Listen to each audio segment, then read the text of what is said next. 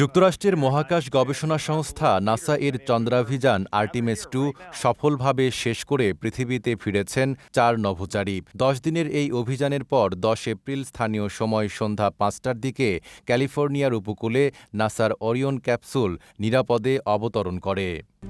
RICL TMX, যুগের পর যুগ স্থাপনা থাকে মজবুত। গত 1 এপ্রিল ফ্লোরিডার কেনেডি স্পেস সেন্টার থেকে যাত্রা শুরু করা এই মিশনে অংশ নেন Reid Wiseman, Victor Glover, Christina Koch এবং জেরেমি হ্যানসেন। তাদের মধ্যে 3 জন যুক্তরাষ্ট্রের এবং 1 জন কানাডার নাগরিক। মিশন চলাকালে মহাকাশযানটি পৃথিবীর কক্ষপথ প্রদক্ষিণের পাশাপাশি চাঁদের কাছ দিয়ে ফ্লাইবাই সম্পূর্ণ করে। নাসার কর্মকর্তারা জানিয়েছেন, এই অভিযানে আর্টিমিস 2 পৃথিবীর 2 অক্ষপথ প্রদক্ষিণের সময় 11,17,515 কিলোমিটার এবং চাঁদের চূড়ান্ত ফ্লাইবাইয়ের 2,52,000 মাইল অতিক্রম করেছে, যা পূর্ববর্তী রেকর্ড ভেঙে নতুন ইতিহাস গড়েছে। পৃথিবীতে নভোচারীদের ফিরে আসার ব্যাপারটি বেশ শ্বাসরুদ্ধকর ছিল।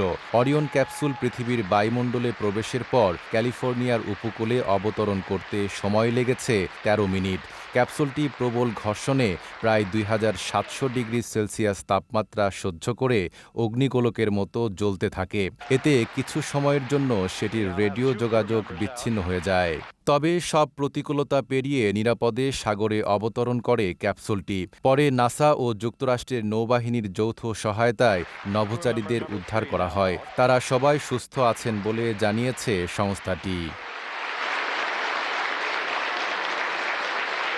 এই মিশনটি নাসার ভবিষ্যৎ চন্দ্রাভিযানের প্রস্তুতির অংশ। 2028 সালের মধ্যে আবারও মানুষকে চাঁদে পাঠানোর লক্ষ্যে এটি একটি গুরুত্বপূর্ণ মাইলফলক হিসেবে বিবেচিত হচ্ছে। নাঈম আরাবী, ঢাকা পোস্ট।